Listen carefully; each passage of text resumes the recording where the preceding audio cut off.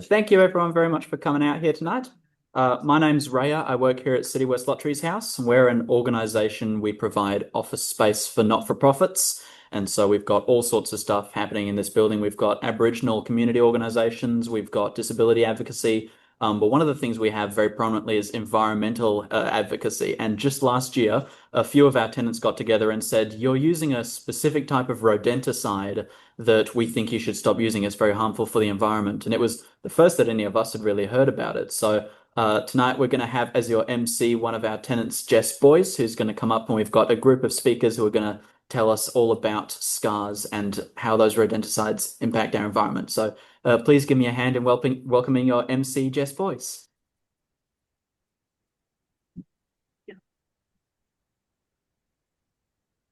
Thank you. Thank you, Ria, and thank you for City West to support this event. So thank you everyone for joining us for protecting wildlife from lethal rat baits. We've got a few people here in the room, as well as online tonight, as well as some of our special guest speakers as well online. Yeah, my name's Jess Boyce and I'll be your MC for tonight. Before we begin, I want to acknowledge that we're meeting across Aboriginal land today, us in the room here on Whadjuk Noongar Budja, but the people who are online, either presenters or attendees, are joining us from all over the country, and acknowledge that Australia always was and always will be Aboriginal land. So just a bit of kind of overview of how this event will work. We've been joined by a range of speakers tonight. A number of them are joining us online.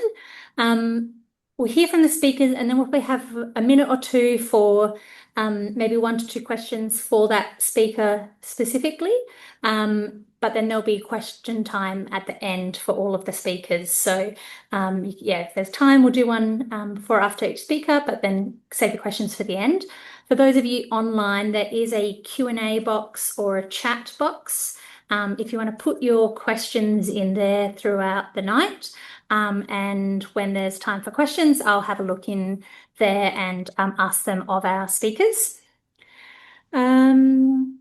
So we should probably finish around 7:45 Perth time. And so, yeah, plenty of time there. Housekeeping wise, for those in person, yeah, there is lots of food and drink. There's water, but also some soft drinks and things. Please help yourself at any time. And yeah, there'll be some time to kind of have a chat at the end and have some more food and drink. And if you need the bathroom, if you head out the hallway, go right from this door and then it's on another hallway on your left. You should see the sign.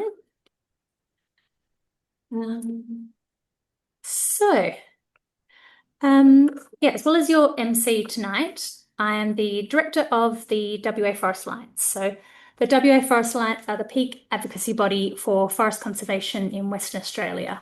We have campaigned for protection of WA's native forests and all the plants and animals that they contain, from logging, clearing for mining and inappropriate forest management. So whilst rat baits have an impact on wildlife in the southwest, on the fringes between forests and where people live, the impact on our urban wildlife is absolutely huge. And you'll hear from a lot more about that from the experts throughout the night. I am not one of them. But I'm partly here today in part of being the City West Lotteries House, part of the community here. As Rhea said, WA Forest Alliance is one of the tenants in the building here, and it's a really great place to have an office. So for those who are joining us online, we're in West Perth, which is a kind of central Perth suburb, and yeah, really in that area of kind of the urban where wildlife is being impacted by rodenticides. So as well as being one of the tenants on the board in City West Lotteries House, I'm proud to be on the board of the building as well, which is so not for profit, and I'm glad to see another board member, Angela, here as well.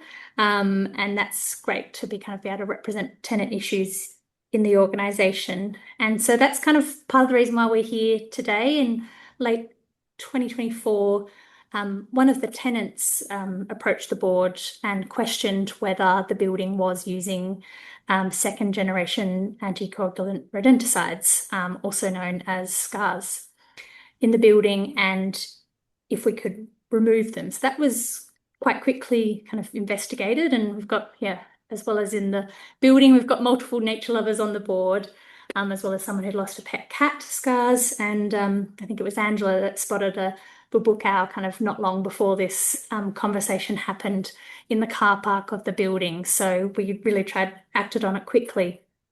And I guess as a commercial building, not just one person's home, it's a bit different to just choose which rat bait you might choose at Bunnings or the grocery store. It's looked after by professionals regularly. After a bit of back and forth with the pest control company, and maybe a little bit of hesitation from them to move away from the norm, but I think they're actually pretty good. We were able to move away from SGARs into a first generation rat bait instead.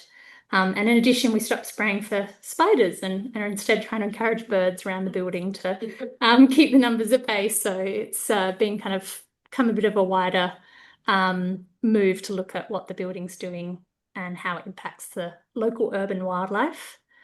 So I was put in touch with Poppy earlier this year and heard about her work to protect wildlife from rat baits, and the fact that it's a critical time in the campaign, which I'm sure all the speakers will tell you about shortly. But I thought it would be perfect for City West Lotteries House to host an event and try and help spread the word that there is a way to better manage pests whilst also ensuring that we're looking out for wildlife as well.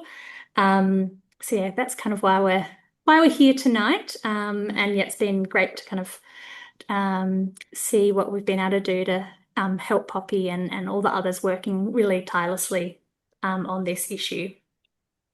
But now to experts. So our lineup of speakers will share information on the issues with SGARs, what the alternatives are, what policies need to change, and how you can help in your home, business, and call for wider change.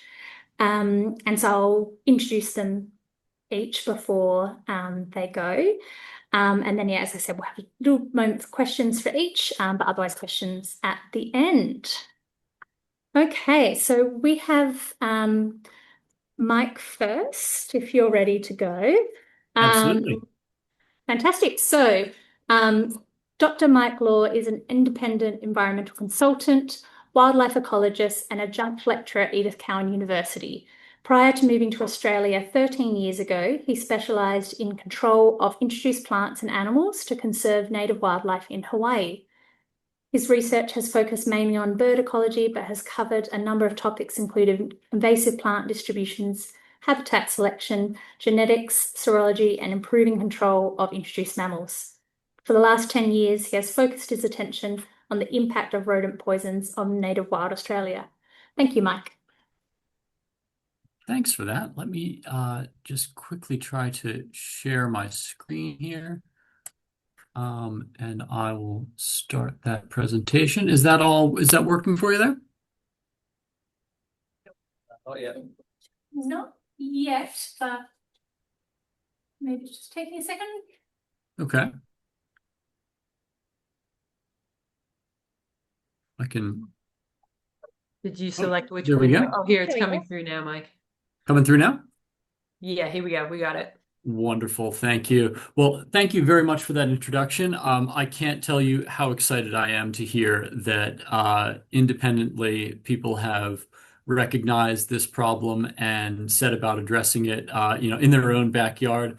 That's how a lot of the change has been happening up to this point. And yeah, I'm excited to be able to be here tonight and give a bit of a background on sort of how we got to this point, what the history is of this issue in Australia, and some of the potential solutions that people can engage in to, help solve the problem in their own backyard. And with that, I think we'll just start off by talking about what exactly is an anticoagulant or rodenticide. So they basically come in two different flavors. But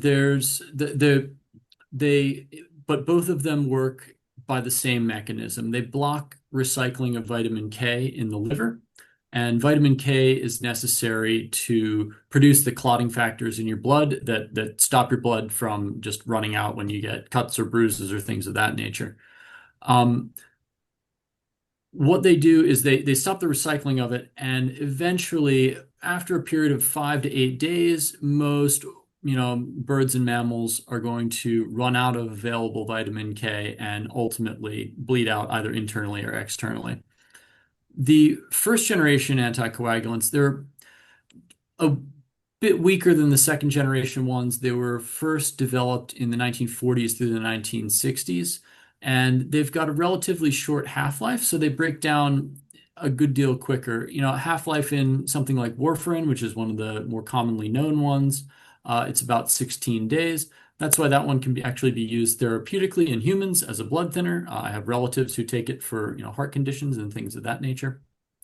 But these ones require rodents to come back and feed on them multiple times in a row because they do, break down the body relatively quickly, or they're expelled from the body relatively quickly. And so they need to come back and feed on those, blocks or pellets, usually about 5 to 8 days before they get a lethal dose and actually bleed out. These were used for a long period of time, but in the late 1950s, they started to notice first in the UK and then elsewhere in the world, rodents developing resistance to these first generation anticoagulants. And so in the 1970s and 1980s, they developed a second generation of anticoagulant rodenticides based on a slightly different chemical structure. These ones are much more persistent in liver tissue. So instead of lasting days to weeks in the liver, they're lasting, one of the stronger ones being brodifacoum, lasting, a half-life out to 300 days. That's how long it takes to get rid of half of that. So it's, persisting potentially for years to some degree. These ones, in addition to the longer persistence time, are actually just a lot stronger in how they bind to the liver and how they shut down vitamin K recycling. So they're actually lethal with a single dose. And this creates, what's kind of known as the Walking Dead conundrum. These rodents, because they get a lethal dose on the first feed, it still takes about 5 to 8 or 5 to 10 days in order for that rodent to run out of the reserves of vitamin K that are in its body, even after vitamin K recycling is completely blocked. And in that time, they're likely to come back night after night after night and continue to feed on these blocks of rodenticide and, with the second generation ones, accumulate super, super lethal doses that are much higher than would be necessary to kill that rat. And they're able to then send those up the food chain as they sort of slow down and they start moving irregularly and they start to suffer some of the effects of the poisoning, and move during the day and move away from walls. They become much more susceptible to predation by wildlife. So as you can expect, there are a number of different impacts that the use of second generation products has on native wildlife. So aside from just the direct mortality, so animals being directly killed and poisoned, then that can happen through either directly eating the bait, unintended animals getting into the bait boxes or eating bait that people have spread outside, or just contamination of the food chain, eating rodents that have been poisoned or eating things that have eaten rodents that have been poisoned, and so on and so forth. You look at studies in the US and things well up the food chain from rodents are getting directly poisoned. They found mountain lions dead of rodenticide poisoning with 5 different rodenticides present in the liver in California.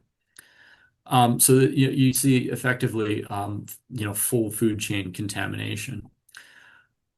Sublethal exposure, where they haven't gotten a dose that's high enough to kill them yet, is not benign. You do see sublethal bleeding and bruising. So, like hemorrhage either into the body cavity or into the tissue.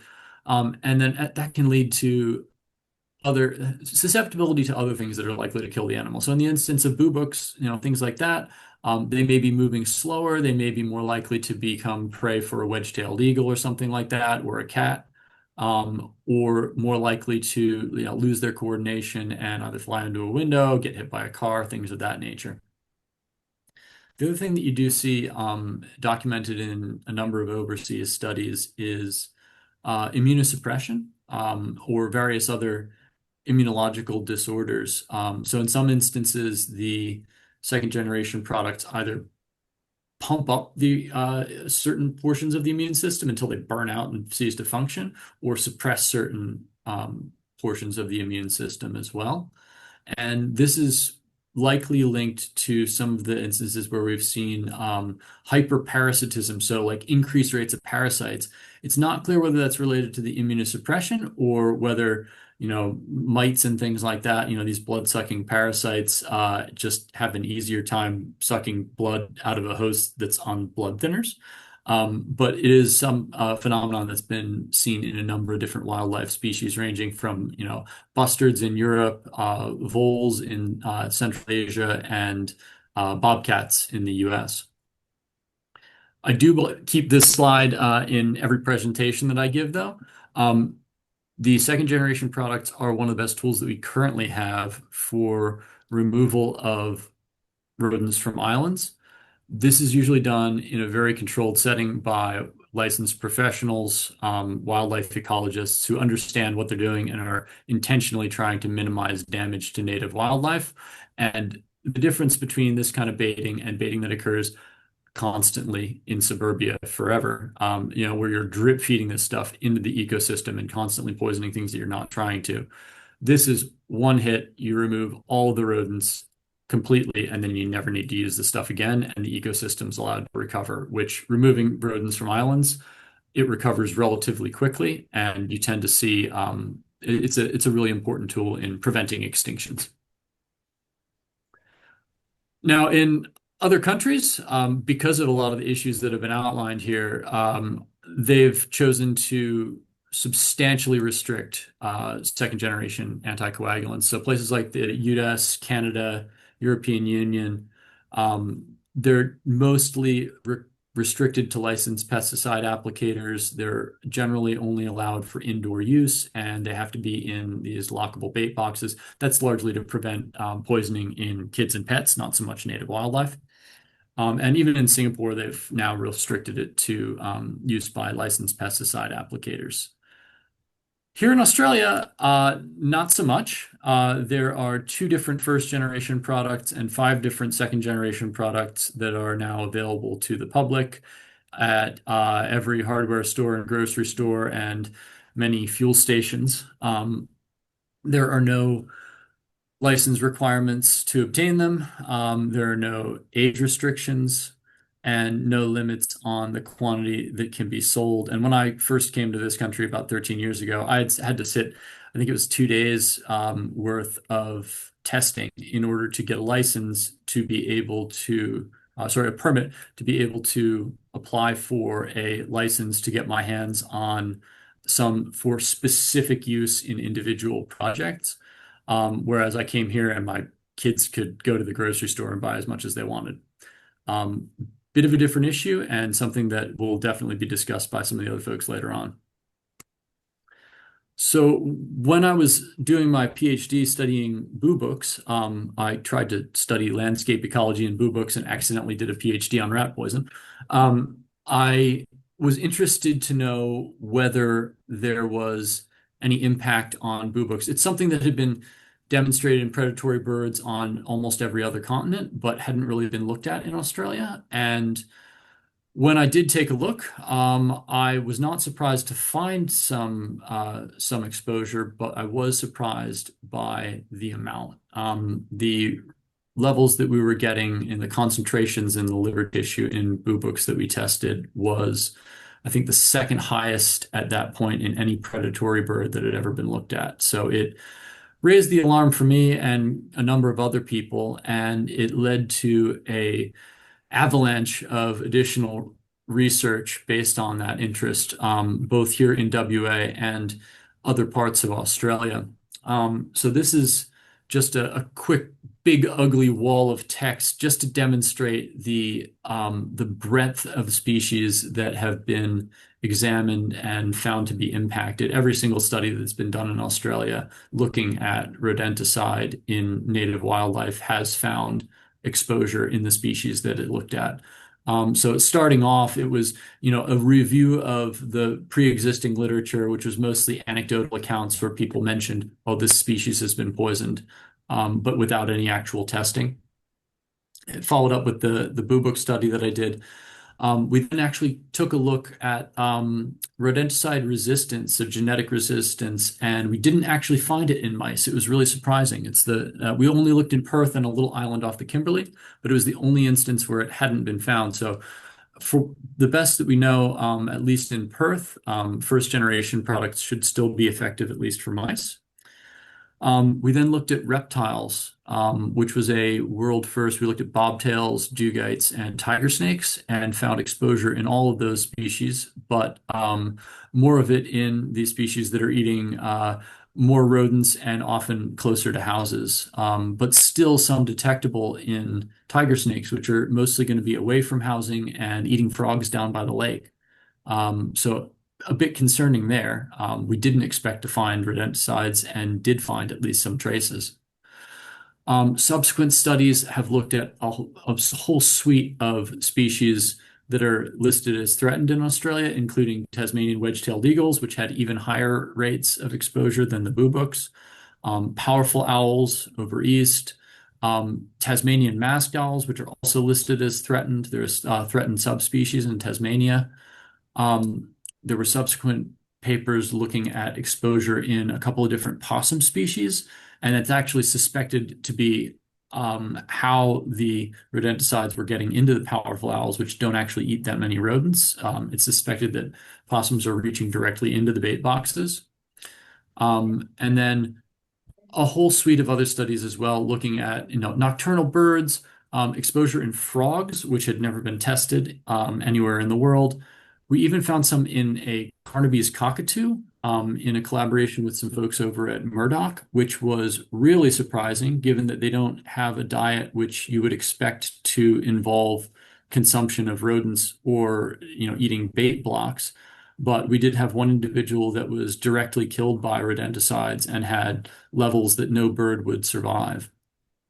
Even more concerningly, a study on quolls and all the quoll species and Tasmanian devils found very high levels, sometimes lethal, in all of the different species. And these are not species, all of these species are threatened at the federal level and state level where they occur. These are not species that are going to be able to handle an additional source of mortality on top of all the threats they already face. And there's a suggestion that the additional pressure of rodenticides could be sort of the straw that breaks the camel's back and pushes some of these species over the edge eventually. And one of the other ones, which is important to consider as well, is we did test rats for genetic resistance across 4 different cities across Australia, Perth included, and did find resistance to first-generation anticoagulants and second-generation anticoagulants, which is concerning for a number of reasons. It means that a lot of what's being used may not actually even be that effective at knocking out black rats. But it also means that because they're more resistant, they can eat more of it and send more of it up the food chain to vulnerable species that are eating those rats. And I just wanted to kind of emphasize this again. Every threatened species that's been looked at in Australia has shown substantial amounts of exposure. And these are the ones so far that have been tested and have been found to be impacted by second-generation anticoagulants. So I guess after all of that doom and gloom, a lot of people will be asking, what they can do to help to deal with this problem. One of them, which I think a lot of people may have seen already, is to check with your local council to see if it's listed as owl friendly. This has been, and I'll address this in the next slide as well, a bit of a big movement that's kind of helped people get introduced to this idea and really kind of spread the idea that we need to be considering more carefully what rodenticides we're using. I've been working very closely with BirdLife over the course of all of this research, and they have both a petition to ask Bunnings to stop selling second-generation products, but also the ability to send submissions to the APVMA, which is the Australian Pesticides and Veterinary Medicines Authority, which I think until the 16th of this month is accepting submissions on whether or not they should continue with their current course or implement additional restrictions on second generation products. I also do recommend supporting your local wildlife rehabilitators. They're at the front line of this. They're seeing this every day, animals coming in that are poisoned and treating them. And they know probably more than anybody the impact that this is having on our native wildlife.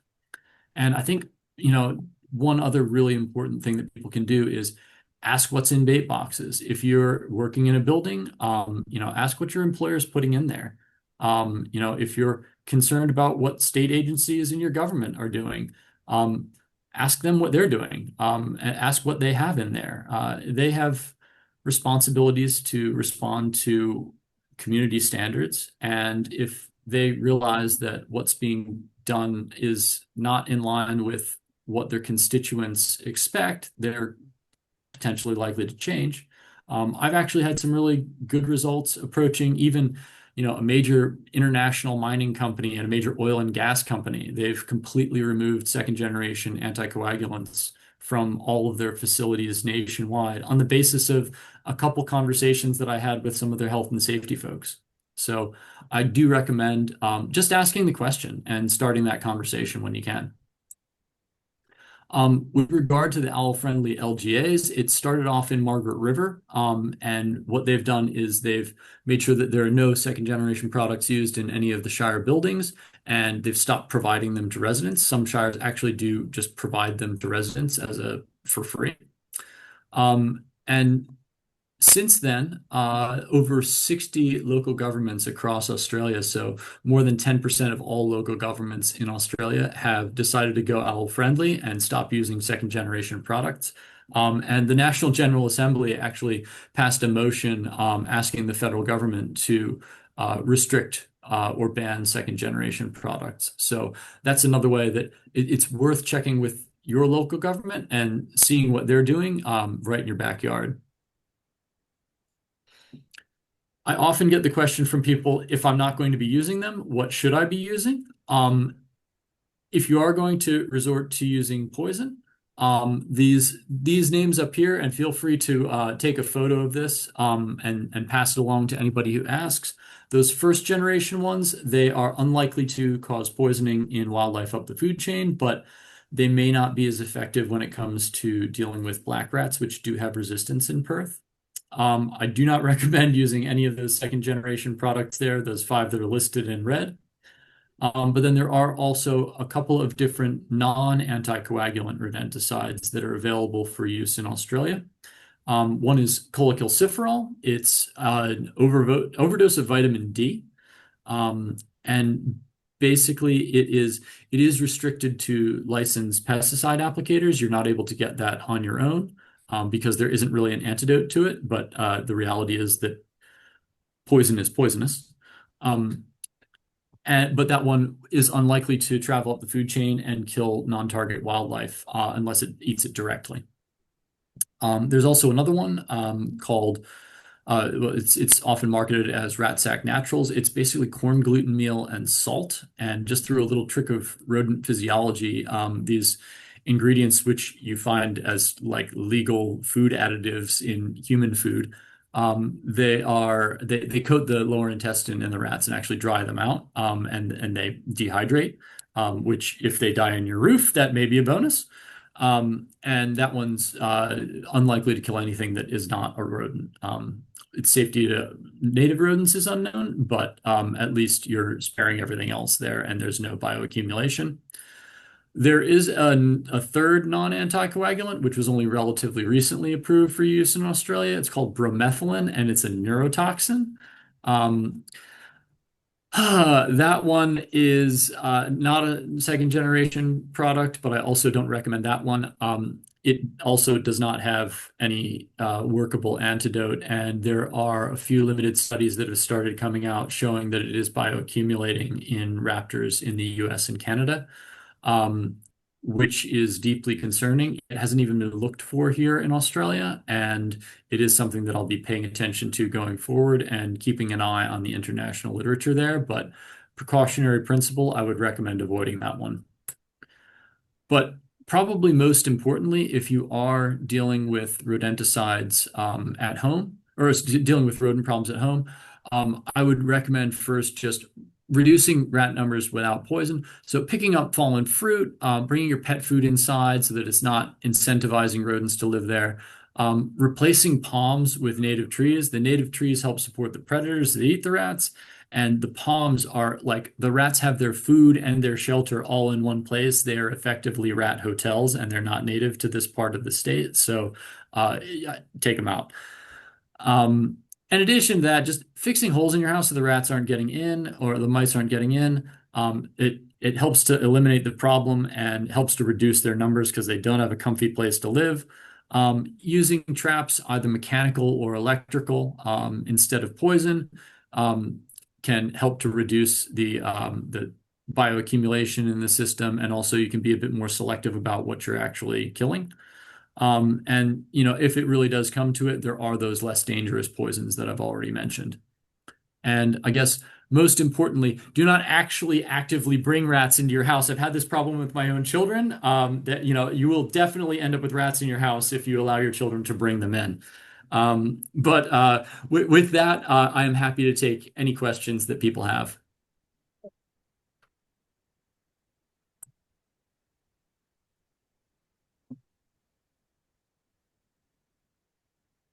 Thank you so much, Mike. Does anyone have any questions for Mike now? Or yeah, I've got a question there. If you speak up, they should be able to hear you online. Thanks, Mike. That was really interesting. I was talking to someone about this issue the other day, and they said that powdered mashed potato was effective. So I think it's called Deb here in Australia. Have you heard of this? So the rats eat this powdered mashed potato, and then it swells in their gut and kills them that way. I have heard that. I've not seen any actual scientific testing on this, though I have looked. But mechanistically, it actually makes sense. So with rodents, they can't vomit, so it's basically a one-way valve for them. And because the pressure does build up inside of them, it could potentially actually harm or kill them.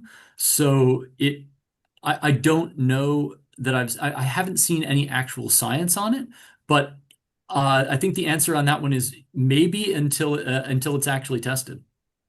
And I have heard people say that they've tried it and it worked, but there is a plausible mechanism, as silly as it sounds. Presumably not harmful then for owls. It wouldn't. I'm just thinking about it potentially swelling in the owl's gut. Would that be a thing? Owls regularly cough up owl pellets, which are the undigested bones and fur of the animals that they're eating, and various bits of insects as well. So no, that shouldn't cause the same problem with an owl. Thank you. Great, thank you, Mike. And yeah, we can have some more time for questions at the end, but yeah, maybe a few of us are going home and trying. No worries. So our next speaker is Dr. Christina Zdenek. She is a conservation scientist with over 25 years of field and scientific experience. She currently runs the National Urban Birds Program at BirdLife Australia, aiming to prevent bird extinctions and keep common birds common. She works in a team at BirdLife currently campaigning against SGARs, and her Instagram at Nature Positive Living, where she hopes to inspire habitat gardeners everywhere. On the weekend, she co-runs the Australian Reptile Academy, training people on the safe handling of Australia's highly venomous and fast snakes. Thank you, Christina. Thanks very much. And thanks, Dr. Mike. That was wonderful introduction. Here, I'm just going to tell you a little bit about BirdLife and how we're involved in this campaign. So BirdLife has been around for 125 years. We have almost 500,000 followers across Australia, and our aim is to prevent bird extinctions and to keep common birds common. And so that's what I'm doing at BirdLife. Now, I will just second a few things that Mike said, and here's a nice visual to be able to see how these second generation anticoagulant rodenticides are going throughout our ecosystem. So we're strongly against them at BirdLife, and I'll go into that a little bit more. But part of the reason is, like what Mike said, they're really bioaccumulating and they're occurring throughout the food web. And here's a really nice visual that shows that. And even things like people might not realize, regardless of a bait box or not, but that cockroaches love to eat rat bait. So people think rat bait's just for rat. It is not. Anything would love to have a free meal with a bit of protein, right? So if a cockroach goes in and then later goes out, and like invertebrates are unaffected by these rat baits, so they just become carriers. That rat bait becomes mobile. And then a frog eats that, a frog mouse might eat that, and so on it goes. And a real concern too, when you think about rodents getting eaten by snakes, well, monitor lizards love to eat snakes. And there's many indigenous Australians that eat monitor lizards. So we're quite concerned on a human health perspective as well. And I want to point out here, and I know you can't see this, but this is a scientific paper that's, 7 years old now. But it shows that these second generation, the SGARs, they can take up to 3 weeks to kill the rat. So people think the rat just dies and it's wildlife eating dead rats. No, no, no. It's the rat behavior is changed because they have succumbed only partially to these baits.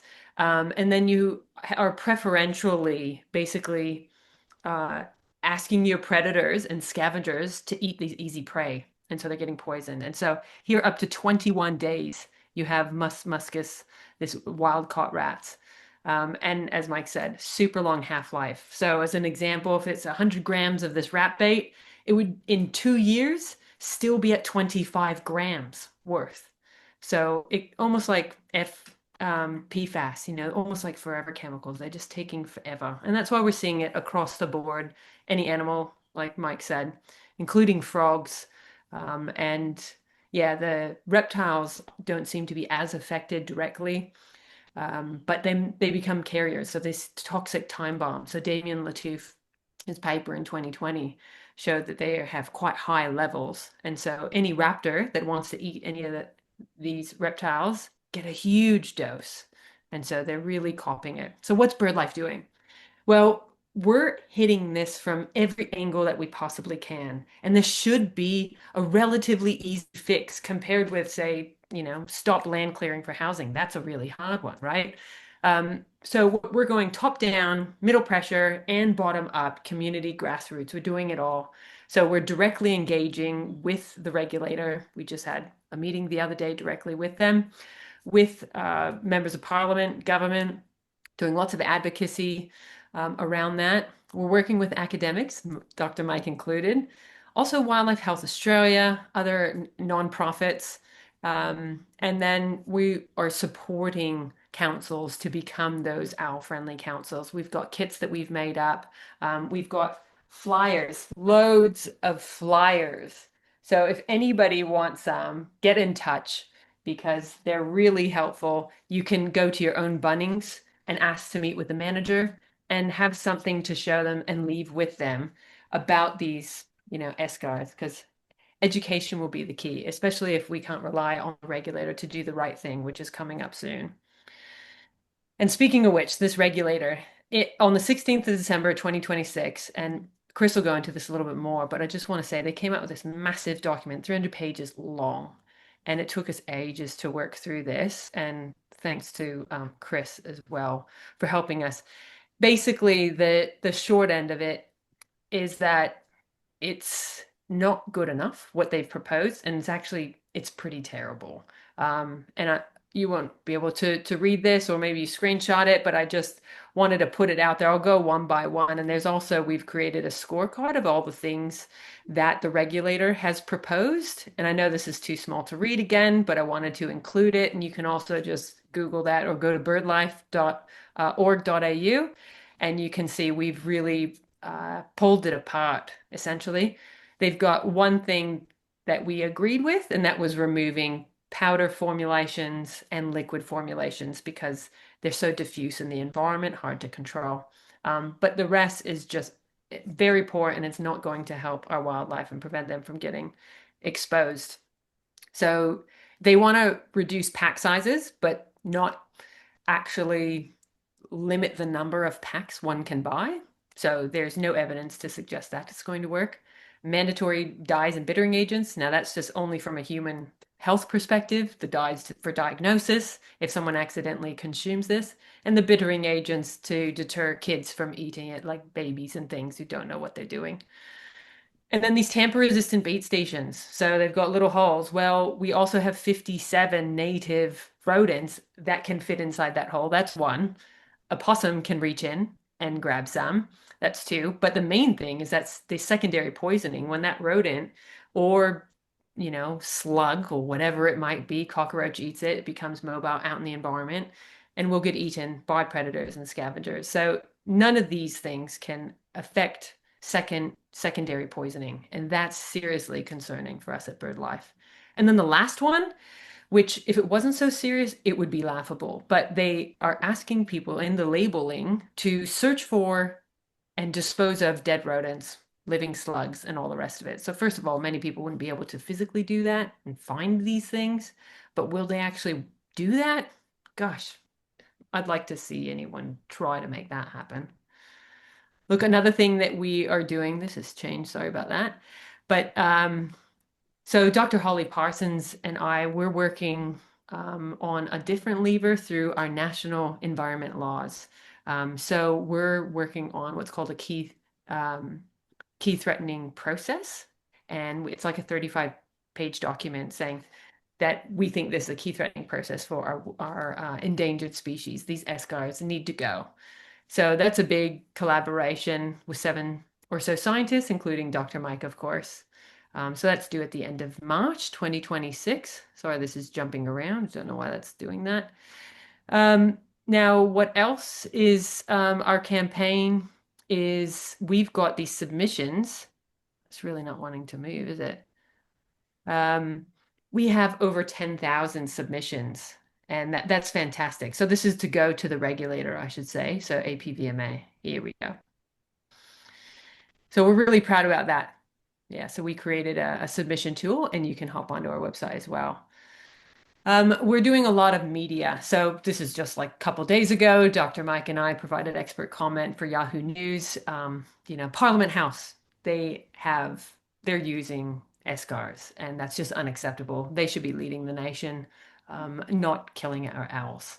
We're lobbying. In fact, our CEO just today met with Minister for the Environment, Murray Watt. So we are going hard on this campaign. It is very important to BirdLife Australia and our supporters. We had a Bunnings petition that got nearly 40,000 people signing that. We have an open letter. Yeah, that was from 280 scientists, myself included, saying that we need to remove SGARs from retail, from our public shelves. And letters to ministers, over 9,000 that we've been able to get our supporters to do. So a lot of different ways, and that we're trying to get these SGARs out of the environment to stop adding insult to injury for our endangered species. How you can help, a lot of these things were touched by Dr. Mike, but you can put in your submission as well to the regulator. Now you've only got a couple weeks left. For anyone online when you're listening to this, that deadline is the 16th of March 2026. But after that, it'll still be an important issue that we need to keep hammering for our states, our ministers, and also all of our councils as well. And it would be really great if we can get zoos, vets, wildlife carers, if you can ask them, encourage them to make a submission. That would be really helpful because the regulator is specifically asking for new data, and a lot of that they can't search up. You can educate your friends, and if you can share our posts, that would be really helpful. I'm conscious of time. It's late on a weekday, so I just wanted to thank everyone, including Poppy and Jess, for organizing this, and to the other speakers tonight. Thank you very much. Happy to take questions.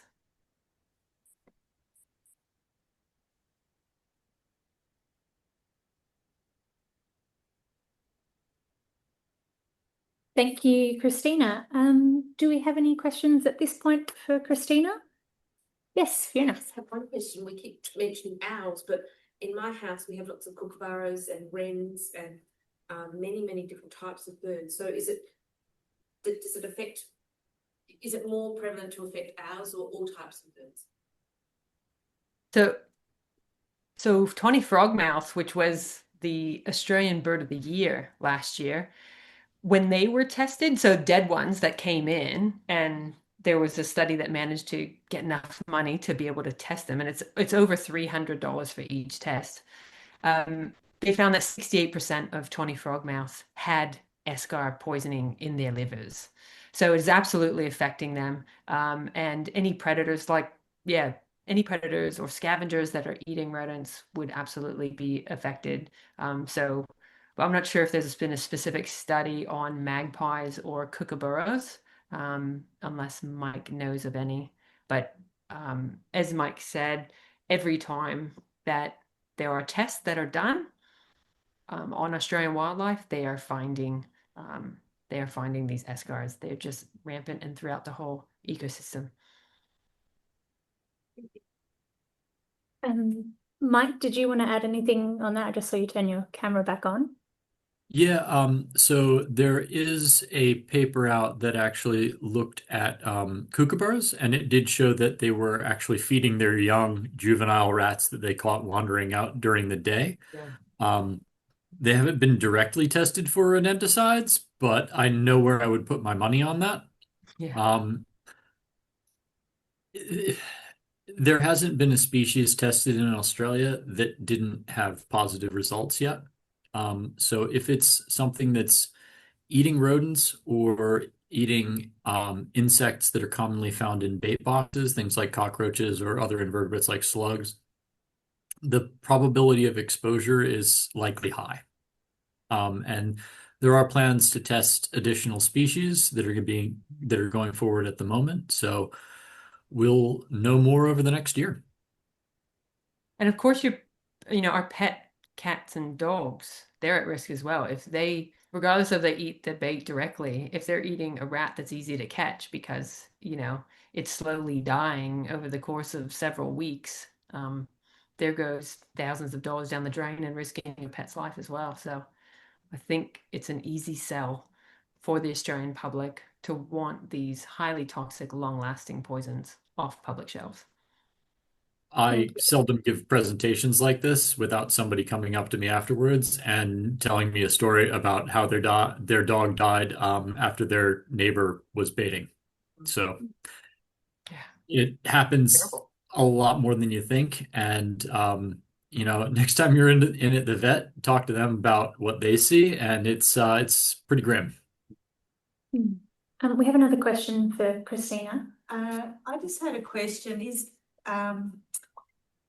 anyone still testing? So in Perth, is anyone collecting or testing dead, say, owls or tawny frogmouths? Reason I ask is I'm in a bushlandy kind of area with a bushland group, and people bring them to me, wanting to know what to do. I've got one in my freezer at the moment, but I know at one point they were being collected, and I thought perhaps that wasn't happening anymore because the testing had been done. Is that accurate? Yeah, at this point, we kind of know what the story is there. Yeah. There is some potential down the line, interest in doing some general monitoring, like long-term monitoring, so that may change. But at this point, we're not collecting predatory birds, though there is a lot of interest in testing specifically goannas, if there are any of those that show up. And I'm working with a number of folks across Australia to look at some marine mammals as well. because rodenticides have been found in a number of freshwater systems in Europe, but there hasn't been any testing in marine systems. And streams and rivers flow into the ocean.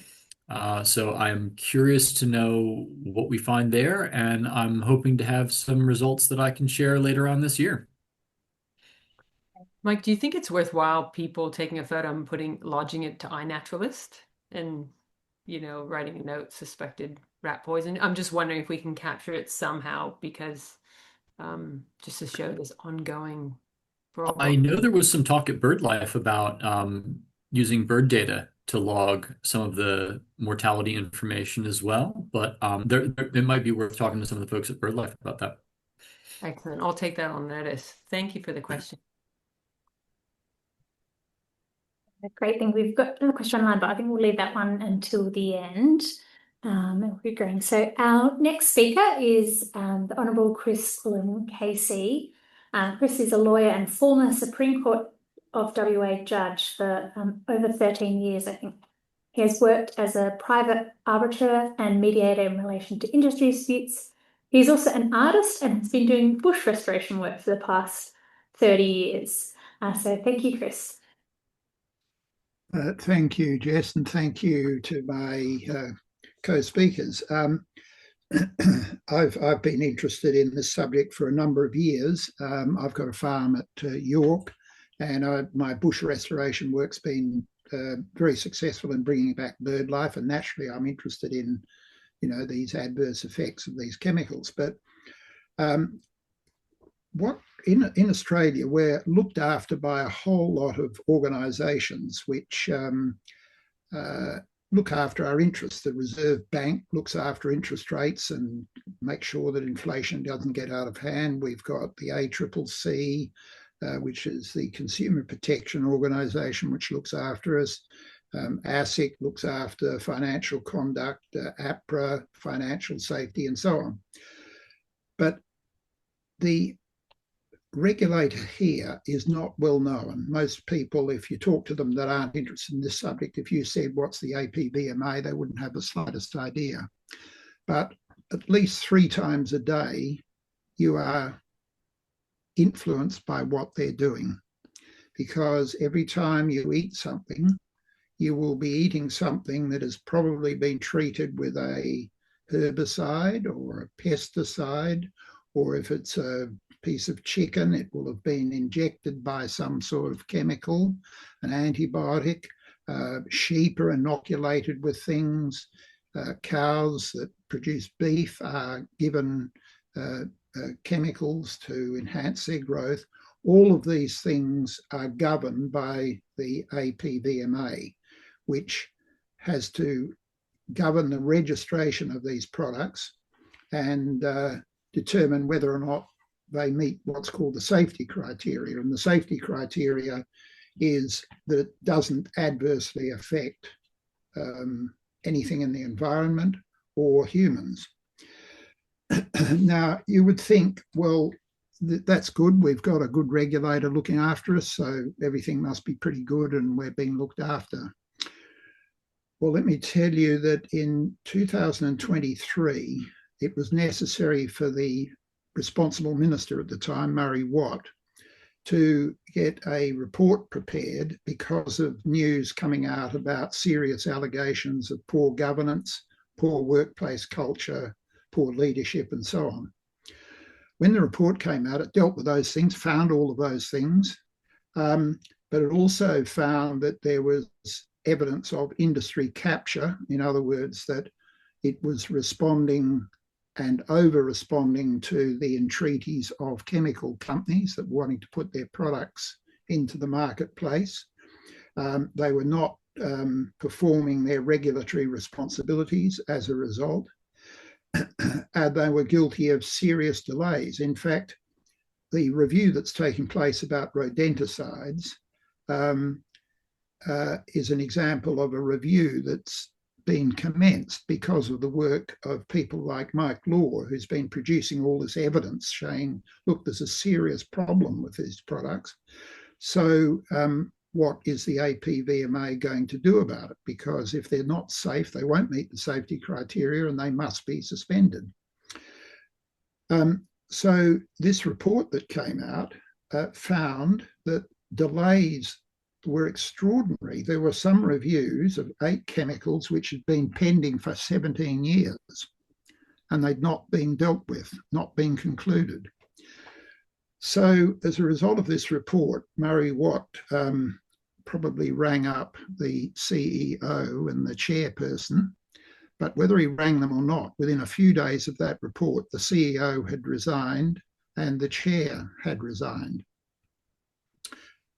So you would hope that things would get on the improve then. A new CEO was appointed. I might say that this organisation is a very strange organisation. Most of these things like the Reserve Bank and the ACCC work through commissions that have got a group of commissioners who are dealing with problems and dealing with the work. But the APVMA, the whole of the regulatory business is vested in the CEO. When the APVMA speaks, it is the CEO speaking. He or she makes the decisions about regulations. Anyway, coming to these products, the rodenticides, news started to come out internationally about the terrible problems that were occurring with secondary poisoning of non-target animals. In 2008, the United States EPA came out with a report recommending the banning of retail sales. Since then, other jurisdictions have done likewise. Eventually, the APVMA decided in 2021 to reconsider the approval of these products. And they set themselves a work plan, and that work plan said that they would complete the whole process and reach their final determination by the middle of last year. Well, the middle of last year came, nothing happened.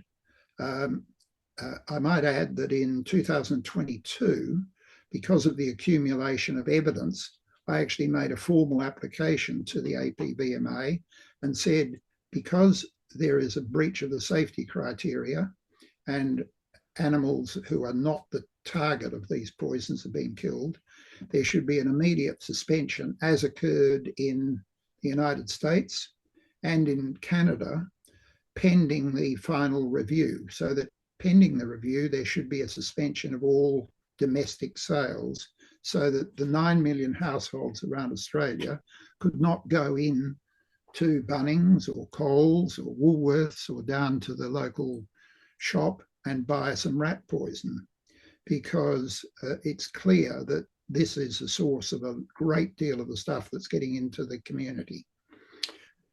So anyway, they published this gazette saying they were going to come out with the report by the middle of last year. It didn't happen. My application for a interim ban, like the other jurisdictions had done, was met first with silence, then a denial that they had the power, eventually an acceptance that they had the power, and then they informed the responsible minister, well, we're not going to deal with it because we don't have evidence enough to support such a decision to suspend pending the final review. Then in December last year, as Christina has mentioned, they came out with their report, which is not the final report, which they were supposed to have completed by last year, an interim report with a set of proposals. In this report, they said, okay, we now do accept that the safety criteria is being breached. Damage is being done to wildlife. Now, this is what they had said they had no evidence about in 2022-23, but their decision now is that there is a breach of the safety criteria based on all the evidence that was available back in 2022.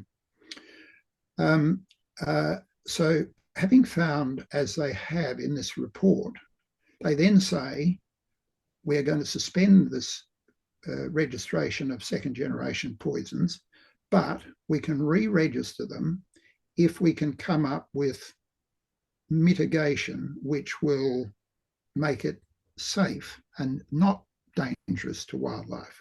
And they came up with 4 proposals. Christina has mentioned them.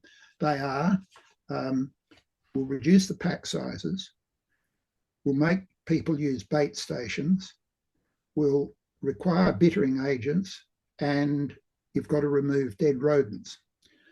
When I really burrowed down into it, these 4 proposals had come from an EU report, now 12 years old, which has been overtaken by the European Community countries, accepting that these did not work and are one by one banning the retail sales of these products. The Netherlands have done it, Germany's done it, Switzerland, which is not in the EU, has done it, and there's another one which I've just forgotten at the moment. So this 300-page report is really nothing more at base of a copy of an outdated EU report, and the requirement in the AgVet code, which is their governing, that our regulators governing body, is that decisions must be based on science. All their decisions must be based on science. We had a meeting the other day on the 3rd of March where Mike and Christina were there. We had 2 other scientists. We really had the 3 scientists who have decided, produced all of the papers, producing all of the evidence of the damage that's being done. And they one by one pointed out that none of these 4 mitigations proposed would succeed in mitigating the risk.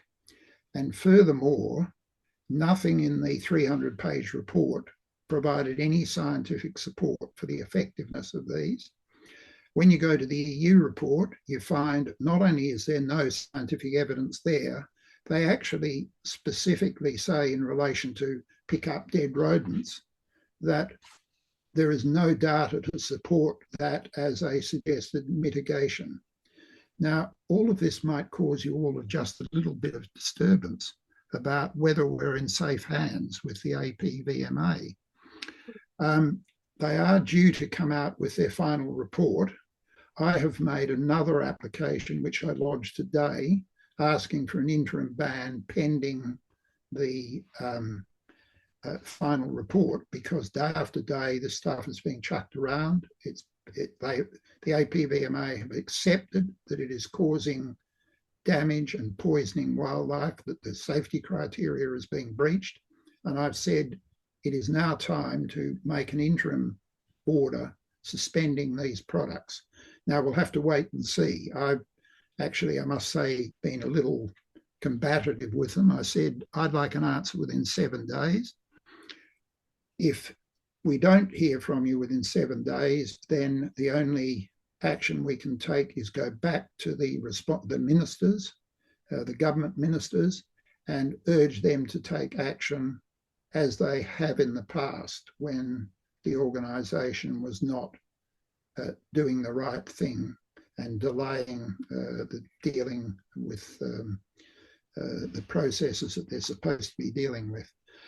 So this is all very disturbing. We'll just have to wait and see. I think that the power of the evidence that they were presented with at the meeting on the 3rd of March, a few days ago, by Mike Lohr and his co-scientists, who, as I say, have written all the papers, really most of the papers, or all of the papers, that led to the APVMA producing their now interim report, that it would be, in my view, perverse of the APVMA to come to a decision other than to remove from retail shelves these SGAR poisons. We'll have to wait and see, watch this space. I'm afraid that's rather a sad tale, but that's the state of play that we've got to, and why here we are. 2008 in the United States, the problem was recognised, and here we are now, all these years later, with a leisurely approach to the problem by this regulator. So I'm sorry to give you all that news, but that is the situation that we've reached. So thank you all.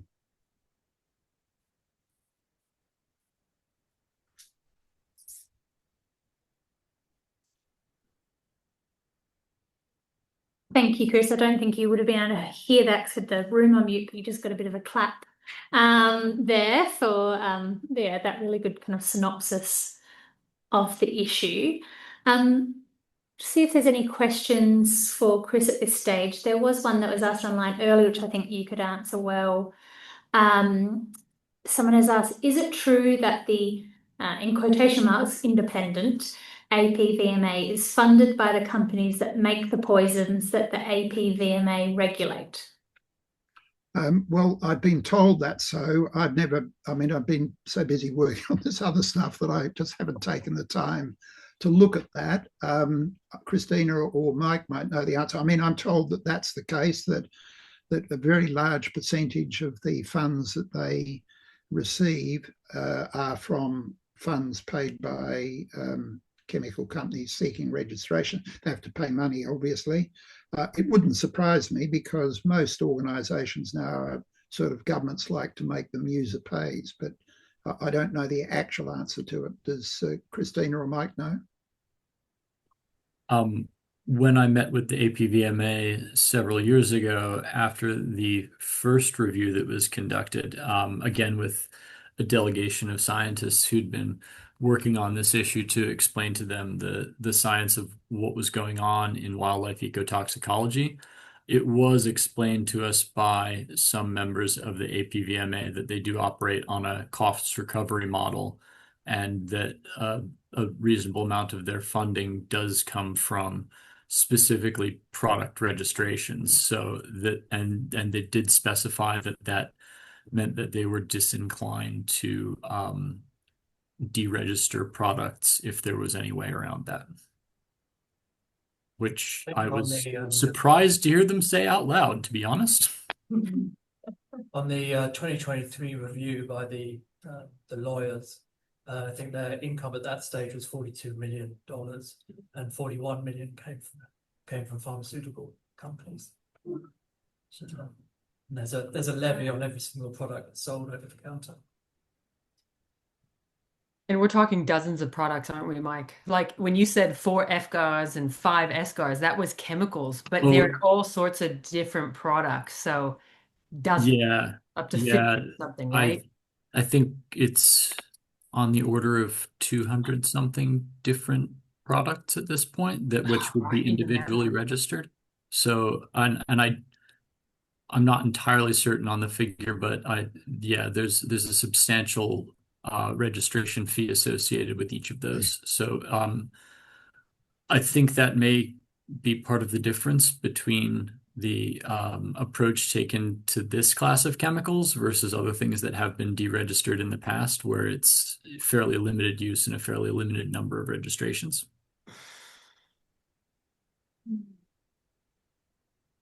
Not very good figures. Does anyone else have a question for Chris? Okay, well, we'll go to our last but definitely not least speaker. We've got Poppy in the room with us here. Poppy Mahon is she's been campaigning to protect wildlife from SGARs for quite a number of years, and runs Youth Action for Wildlife, or Wildlife at School as well. And Youth Action for Wildlife's mission is to educate the community on the detrimental effect SGARs are having on our wildlife and pets, and to encourage the use of alternative methods for rodent control. So thank you, Poppy. Report with me. Yeah, if you can take that. Yep. Yeah.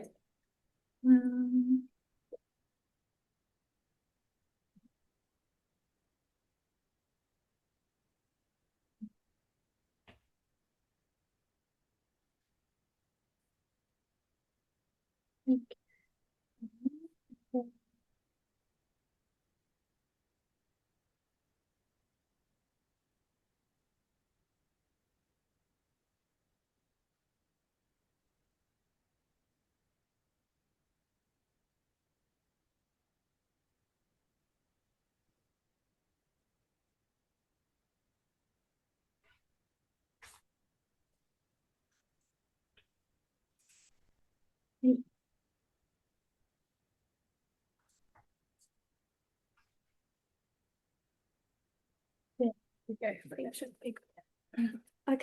Hi everyone. My name's Poppy. I'm 16.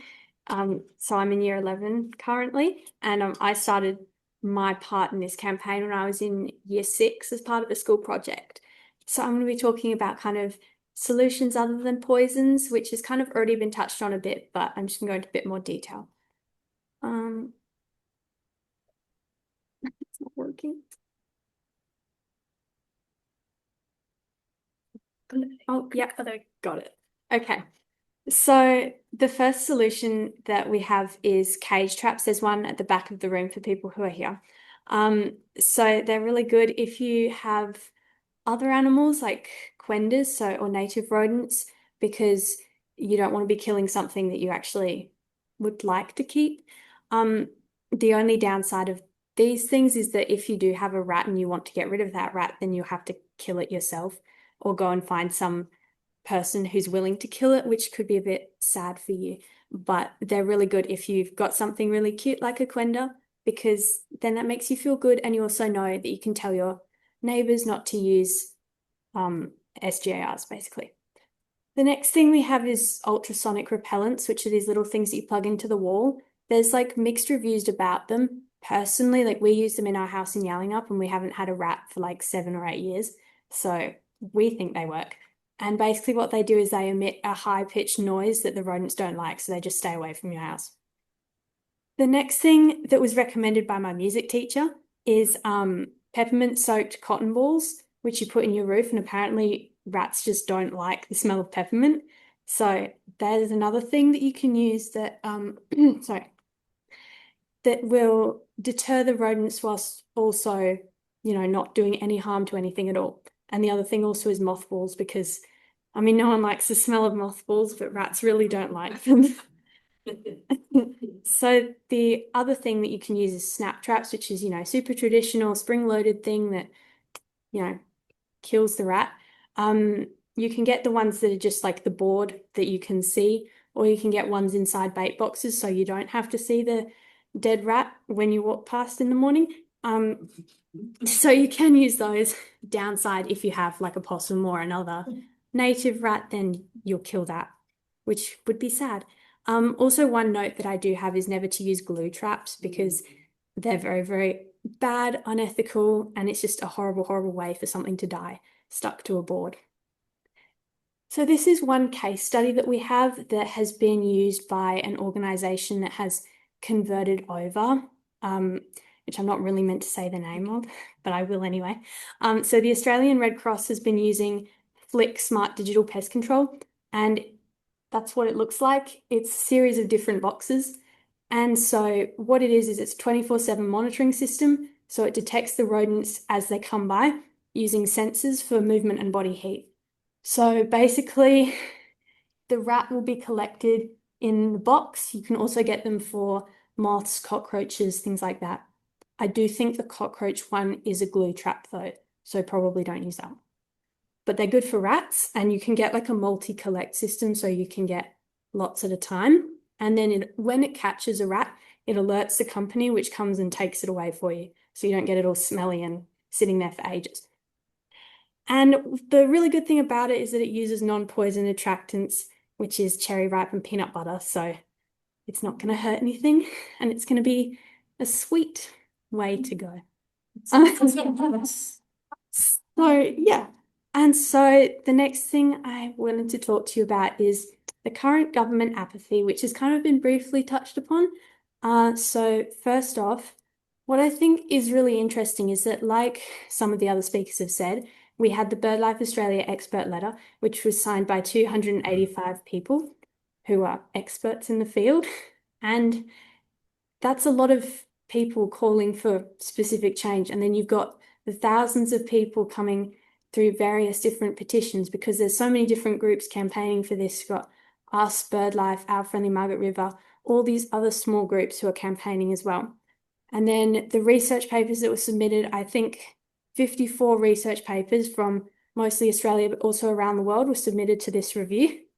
And the APVMA basically said, like, there's not like we accept that this is happening, but we're not really going to do anything about it. And I think it's just really sad, you know, especially from a youth perspective, because like my generation is inheriting this country, and it's really sad, you know, because our wildlife is just being attacked in every possible way. You've got, you know, deforestation and fracking, and then this as well. And it's just like, you know, it feels like there's nothing we can really do, but there is something we can do, because if we have strength in community, if we all work together, do our small little bits, sign these petitions, but also just stop using these poisons in our own homes and encouraging our friends and our family to do the same, then that might be better than just, you know, whilst it's great to lobby politicians, there's only so much lobbying that you can do. And, you know, one small step will create a lot of change. Like that Mother Teresa quote, you know, if I can cast a stone, it will create many ripples, and the ripples become waves. So I think it's really important, you know, community working together to achieve this goal, because we need everybody to come together and pressure these politicians. And so just a bit of like an anecdotal thing, I've contacted 18 individual current sitting politicians personally, and haven't really had any constructive results, except for yesterday. Jess Beckling from the Greens put our posts up on her Instagram, which was really nice of her. So we really appreciate that.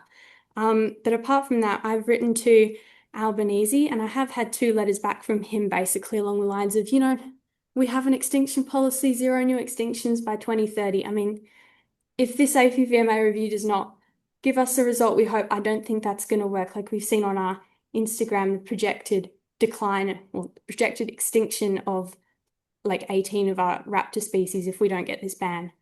So you can see that the politicians don't really care. So I think we've got to do our own bit as society, because the politicians just don't seem to want to pick it up. And I know my talk was kind of short, but I do have one final message for you. My message is not don't look up, but that's like the name. So this might seem a bit random, but it is actually relevant. So last year I was going through a bit of like a Timothy Chalamet era, and so I wanted to watch one of his films called Don't Look Up. And it was also really good because it had like Leonardo DiCaprio and Meryl Streep in it, and it was really good.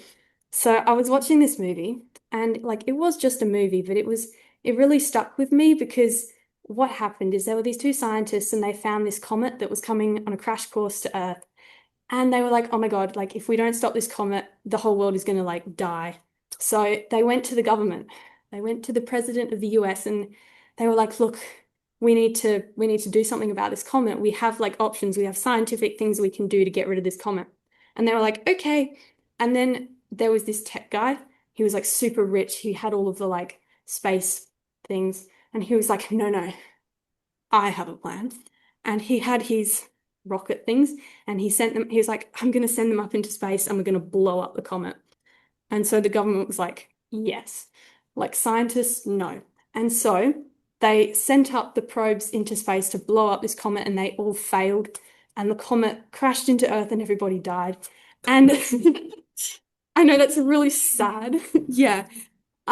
So basically what my point is like that's a very extreme example, but I was like, that's what's happening to us right now. Like hopefully we don't go that far, but that's the Australian government listening to the APVMA. And I don't want our world to go that way. I don't want our whole world to blow up or for all our animals to go extinct. But like that might be the way we're headed. So what we really need is people like you guys, and people like in our general community who can do their little bit in the struggle for environmental protection. And if we all turn into those scientists, then our voice might just be enough to overpower the voice of that one tech guy who thinks he has all the money and the power. So I know it's a bit of a random anecdote, but I think it kind of sums up my perspective, and hopefully, you know, we will look up and we will make positive change. So yeah, thank you.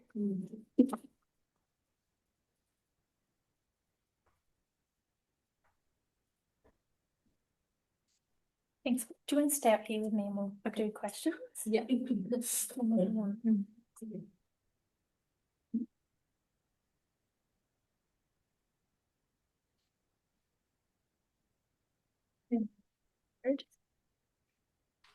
Problem with two screens is always finding the mouse.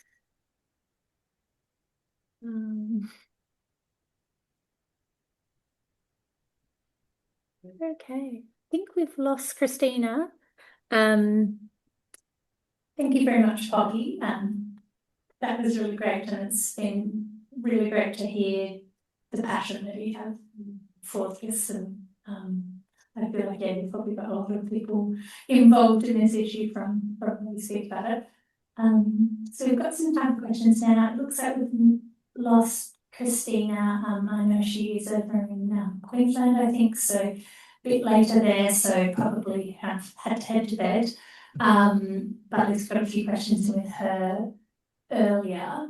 Does anybody have any questions for either Poppy or Chris or for Mike? Yeah, in the room, if you could just speak up. Thank you. This is a question for Chris, actually. Do you know the name of the CEO? I presume you do. Is Yes. there any point in us directly reaching out to him or and naming him on or her? Sorry, God, that was so sexist.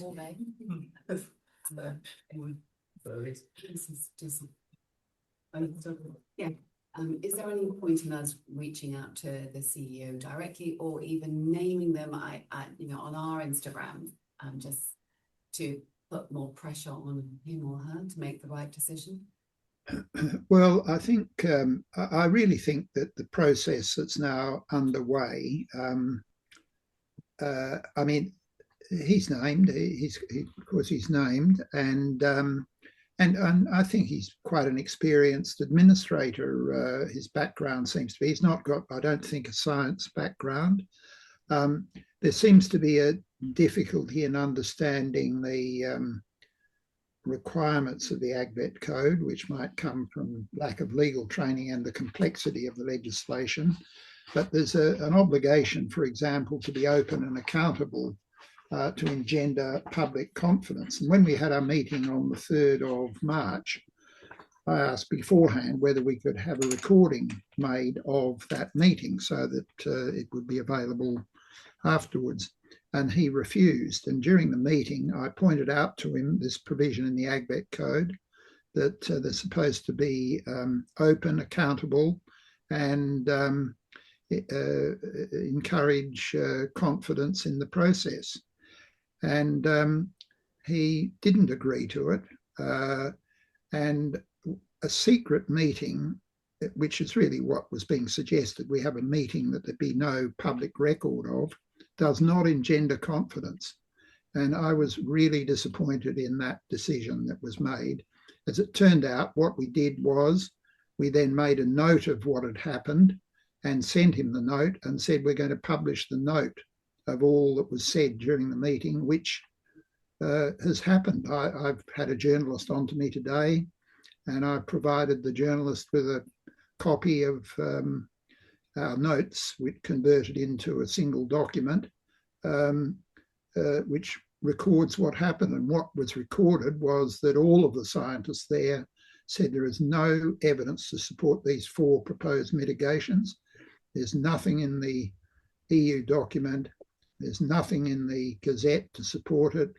It's contrary to the requirement that they act on science.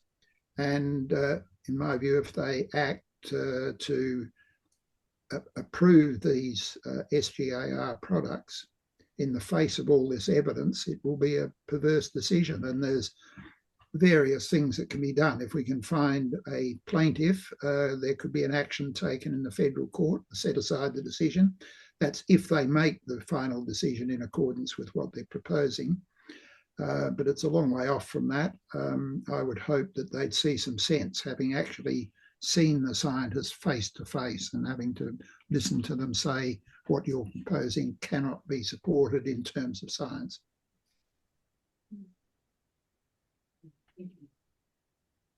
Any other questions? Yeah. I have a question for you, Mike. It's Alfie here, Poppy's mum. With the mitigation being the bait box, have they, when you met with them, did they say how they felt that was going to be implemented, making everyone use a bait box? So did they say how that was going to work? And because and Bunnings is another side note. They already have an extra shelf stocked with SGARs. They already have preloaded bait stations, so they're all prepared for the change. So that's the point that we did make to them was that what they've said is the actual problem and have agreed is the actual problem is secondary poisoning in wildlife, and that bait boxes don't actually have any impact on that whatsoever. And we did ask, whether there were going to be any specific requirements around bait boxes and things being sold with bait boxes, but I don't think we got any kind of details on that. Yeah.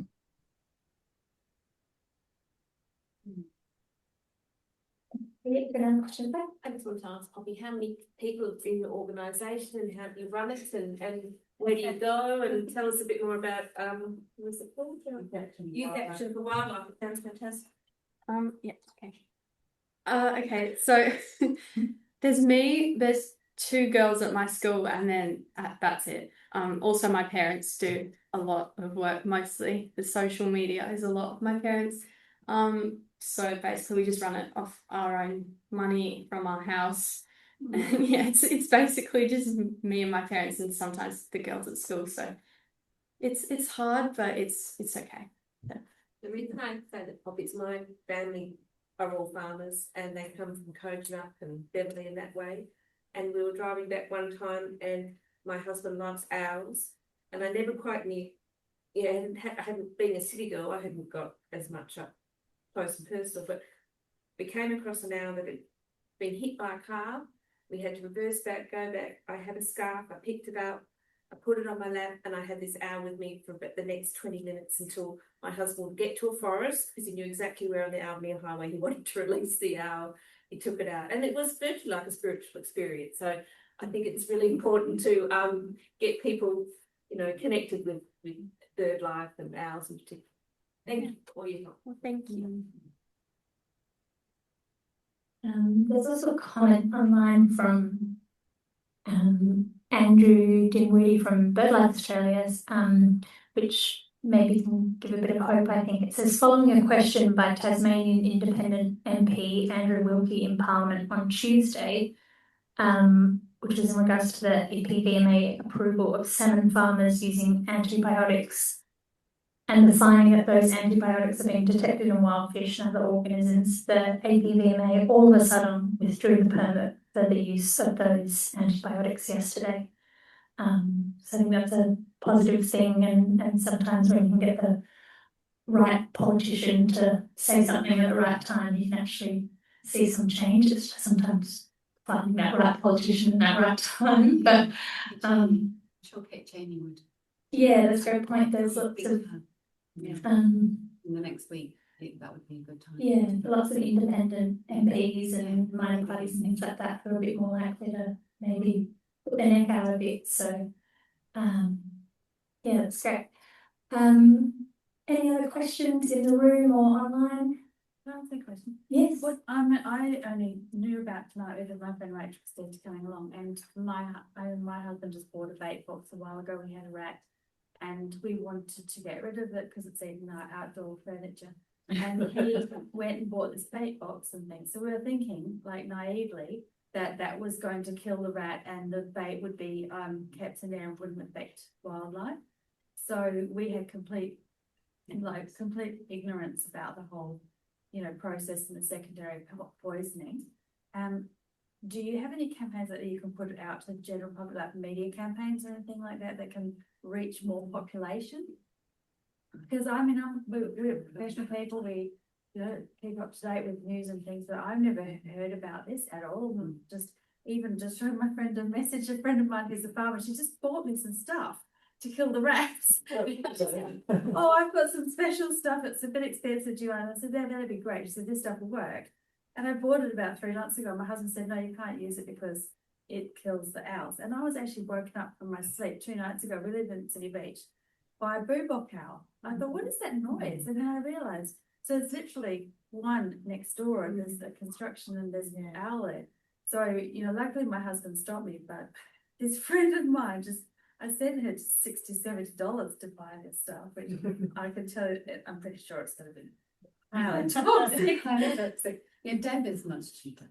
So I'm just Well, the first generations tend to be more expensive, so you might be lucky. Oh, really? to spend more. Well, it had a Cumarin name sort of thing. It sounded like warfarin or something. So Poppy, do you want to talk a bit about the kind of public campaigning stuff that you're doing, what you've seen BirdLife doing? And I don't know if Chris or Mike also want to contribute to some of that conversation around some of that public campaigning to get the word out there. But I know it's a shame Christina had to leave because I know BirdLife's doing a lot, but Poppy's been talking quite a lot to BirdLife and following along and been doing a lot of your own things. Yeah, I mean, we've been doing a lot of stuff on social media quite recently, but I guess it's just hard because it's hard to get that sudden like lots of likes to actually project it into the public space. But we used to do a lot of like community events, going to like having stalls and things like that. And I know BirdLife does the same as well, at like wildlife or gardening, like fairs and stuff like that. So we used to do a lot of that as well, and we have lots of flyers and things, and you can take some if you want. But yeah, there's been a lot of work on social media, particularly like our friendly Margaret Rivers just started their campaign as well. Yeah. It's just hard because like obviously it's hard to break through that wall and finally reach the people that you're actually trying to reach instead of the people that already know about it. But yeah, so we've been trying to do a lot of public awareness. But yeah. Poppy, you're amazing. Thank you so much for everything you do. It's really inspirational. I was just thinking while you were talking there about the radio and about ABC Radio Perth, because that has a really broad reach. And I'm thinking about Saturday mornings and Amber Cunningham and the gardener Sabrina Hahn. I don't suppose you've reached out to them at any point, have you? Sabrina's done something. Has she? Okay. And she's put up a post, and our friendly Margaret River had a photo shoot with ABC News, but they didn't put it on. So it hasn't gone up. Unless they're keeping it for last minute. No, it's not. Maybe. And obviously, at the moment it's very topical because the decision's going to be made soon on the 16th of March, isn't it? Well, that's the end of the submission period. Do we know how soon after that the APVMA, bit of a mouthful, are going to actually... Chris probably know. Yeah, make a decision. Chris, would you know when the APVMA will make the decision after the 16th of March? Not really. They were supposed to have completed all this process and been out last year. I don't think that they'll speed up again this time. They're supposed to come in. I think somehow I got the impression they were aiming at 3 months to make the decision. But, last time when they were due to come out with the report that came out in December and they delayed it, we were expecting it. And they said, oh, we've got all these submissions, so we'll have to delay it because we've got all the submissions. But that it really was just an excuse for a further delay, I'm afraid. So let's hope 3 months, but we'll just have to wait and see. One more questions. Did you have your hand up earlier? I was just going to say we have boo books on our street, so it's become, and they're beloved. So it's a very live issue on our very diverse street, and we've ended up, because we get asked all the time, what to do about boo books. So your pamphlet that you did, Poppy, that was really handy. I've ended up just kind of letterbox dropping that to the ones I know won't look at the Bushland Instagram or any of those things that we do, and just put it up on the notice board. But it's just not in the news the way it should be in the news. I mean, it shouldn't be up to you and your pamphlets or little bushland groups in our Instagram. It should be on the news all of the time. Yeah. It's really difficult looking at the boxes.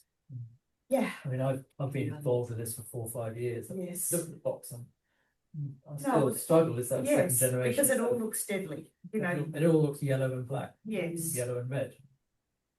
So people who don't know it's very hard. Very hard. Fairmont had to do the same. So Pop did the coastal drop down Lake Fairmont, so it's killing families that they Yes. Yes. I think you need money to put a nice big ad In the Post. in The West Australian, they should do it as an article. How about the community billboard on Stirling Highway? Yeah. That's supposed to be because blue books are very photogenic. They are gorgeous. They're very Poppy. we could do poppy and Where's that poppy? Good ideas. Yeah, it's hard.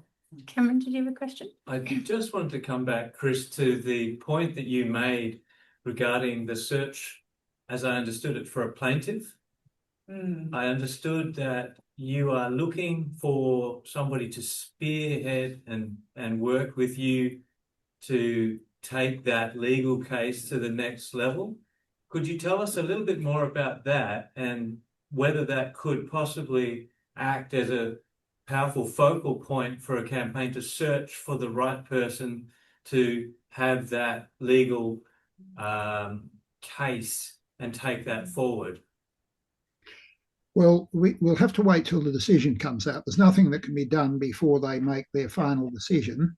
If the decision is what they're proposing, what they've said, we propose to do this. If these 4 things are done, it'll all be all right and we'll re-register all the SGARs.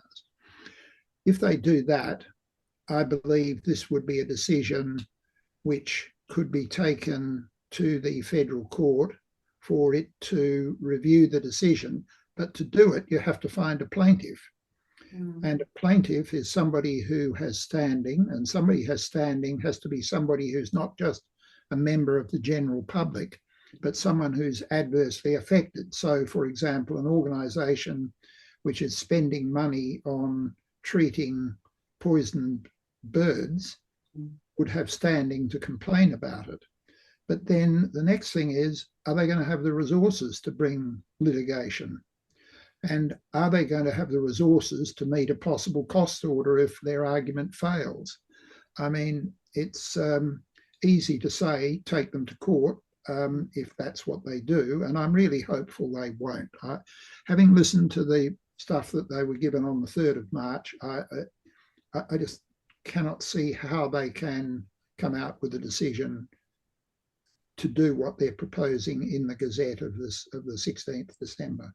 In the worst case scenario that we don't get the right decision, I'm happy to be involved in some sort of strategy, thinking about crowdfunding something or whatever may be required to find the person and look at some sort of funding strategy. But obviously that's hypothetical at this stage. Yeah, it's down the track. We've got a lawyer on. I mean, I'm a retired judge. I'm not practicing as a lawyer, but we do have a lawyer on our very large coalition of concerned people who would be interested in, taking instructions and from somebody who was willing to commence proceedings.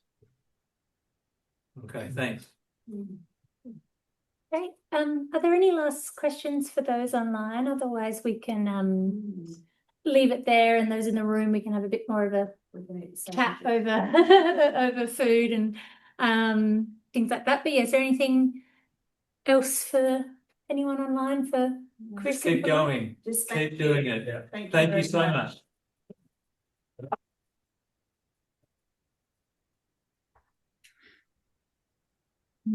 Yeah, thank you so much, Chris and Mike and Poppy as well for all of your speeches, and also for Poppy kind of bringing together all of these people. I was really impressed by the lineup of people you were able to wrangle into this. So yeah, it's been really great to hear from all of you, and I think all of us will kind of leave a bit more informed about the issue and have some ideas of steps that we can do in our own homes, but also how we can try and get some broader change. So thank you. Thank you. Thanks again, folks. Keep up the great work, Poppy. Yeah, well done, Poppy. Great work. Thank you very much. See you all.